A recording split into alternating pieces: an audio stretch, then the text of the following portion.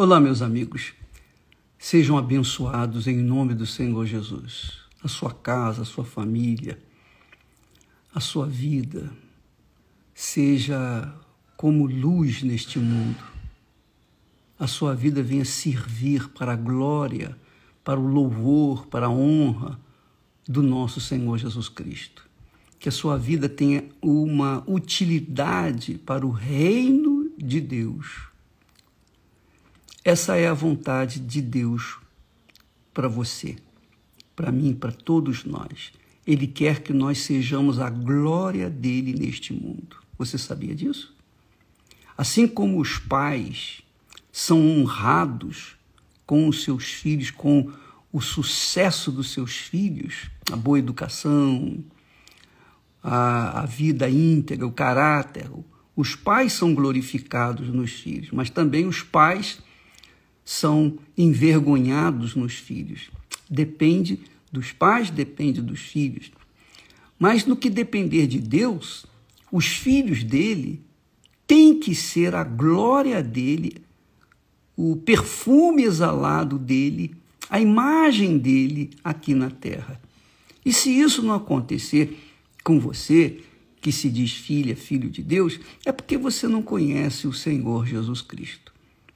Mas quem conhece, luta com todas as suas forças, com todo o seu pensamento, de todo o seu coração, para servir como a glória do seu Pai, do seu eterno Senhor e Salvador aqui na terra. Enquanto a gente está vivo nesse mundo, nós temos que servi-lo de forma que ele seja glorificado em nossas vidas. É isso que o Senhor Jesus ensina no Pai Nosso. Ele diz assim: Pai nosso que estás nos céus, santificado seja o teu nome. Como é que o nome de Jesus pode ser santificado na minha vida? Quando eu tenho um comportamento, um caráter tal e qual o que ele me deu, o caráter de Deus, e eu possa, então, refletir a sua glória neste mundo. Essa é a vontade de Deus para mim. Então, eu seja uma fonte de vida por onde quer que eu for. Isso é o que Deus requer de cada um de nós. Bom, ainda no estudo, na meditação sobre os sinais da vinda do nosso Senhor Jesus Cristo, nós ontem falamos sobre a iniquidade. E a iniquidade, minha amiga, meu amigo, a iniquidade é algo perverso, nocivo, cruel, porque às vezes a pessoa nem cometeu o pecado, mas por ter pensado, por ter projetado dentro do seu coração um desejo ilícito, iníquo, então ela já está fazendo pior do que o pecado. Ela está materializando, digamos assim, o pecado. Então Deus fala sobre a iniquidade. Ele diz que, e por se multiplicar a iniquidade, quer dizer, por se multiplicar os sonhos, desejos, malícias, e por se multiplicar os projetos malignos dentro dos corações dos cristãos.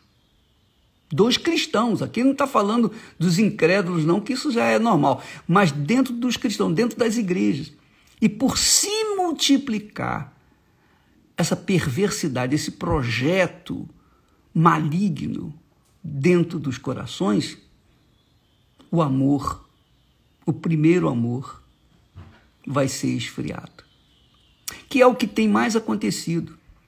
Então, muitas pessoas estão dentro da igreja, são doentes crônicos, são enfermos crônicos. Outros já morreram, falta só enterrar, mas já morreram. E outros estão ainda buscando o batismo com o Espírito Santo, buscando.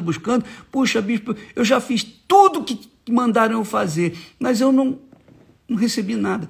Por quê? Porque conservam dentro de si, dentro do coração, projetos iníquos, cobiças, malícias, projetos, sonhos que são contrários a vontade de Deus, mas que estão de acordo com a vontade de Satanás. Essa é a verdade. Então, por isso, muitos têm estado frios dentro das igrejas, inclusive doentes, e não poucos os enfermos, e tampouco aqueles que já morreram por causa até de terem participado da Santa Ceia com indignidade. Então, esse é o quinto sinal, a multiplicação da iniquidade. Multiplicação da iniquidade. Agora, o sexto sinal que Jesus fala, aí já é mais ainda, muito mais com respeito, fala a respeito dos que estão dentro da igreja mesmo. Ele diz assim: mas, depois de todos esses sinais, de tudo que nós já vimos, aquele que perseverar até o fim, esse será salvo. O que é perseverar até o fim? As pessoas às vezes pensam assim: eu estou na fé, eu vou na igreja, eu não deixo de ir na igreja, eu sou fiel nas minhas ofertas, nos meus dízimos. Isso é fácil. A coisa mais fácil é você ser fiel nos dízimos e nas ofertas, e na igreja. A coisa mais fácil é você ser um religioso. O difícil é assumir o caráter do Senhor Jesus. O difícil é você negar sua vontade, seus desejos, suas cobiças. O difícil é você dizer assim para si mesmo: não, eu não vou nessa balada porque não é um ambiente propício para uma mulher de Deus, um homem de Deus, uma pessoa de Deus. Eu não vou, eu vou eliminar essas más companhias que eu tenho, porque as conversas com elas são fúteis e inúteis e só fazem diminuir ou atingir a minha integridade. Não, eu não vou ter amizades assim.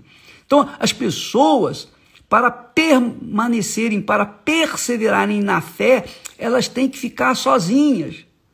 E eu lembro disso quando eu era jovem. Eu lembro, muito legal. Eu lembro que quando eu nasci de Deus, eu falei: meu Deus, eu não quero mais viver, eu quero ficar contigo. Então, eu tinha medo de perder aquela glória, a glória da salvação. Eu tinha medo de fracassar. Então, eu disse: me tira a vida, por favor. Então, eu tinha medo de perder. Aí, como eu continuei vivo, o que eu fiz? Eu me excluí das amizades da escola, da faculdade, no trabalho.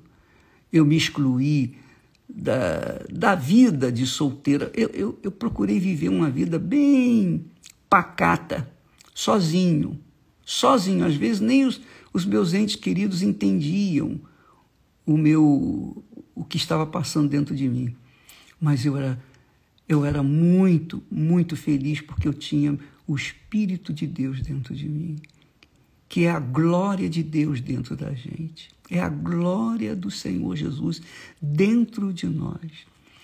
Para que eu pudesse manter essa glória dentro de mim, eu não podia jamais, em tempo algum, colocar o meu exterior, a minha carne, né, a serviço desse mundo, a serviço do meu coração. Não, eu tinha que me policiar 24 horas por dia, eu tive que abandonar as amizades, eu tive que ser um homem solitário. Eu vivia na solidão. É verdade. Porque eu queria preservar a minha salvação. Eu não gosto de falar da minha pessoa, mas eu tenho muitas experiências e com essas experiências a gente procura ajudar as pessoas que não entendem às vezes a mensagem do Evangelho.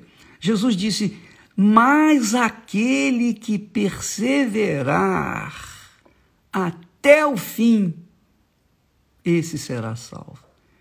E para você ter uma ideia melhor da perseverança, é no que diz respeito no quesito do casamento. Por exemplo, você casou com quem você quis, você não foi obrigado a casar com aquela pessoa, você escolheu aquela criatura.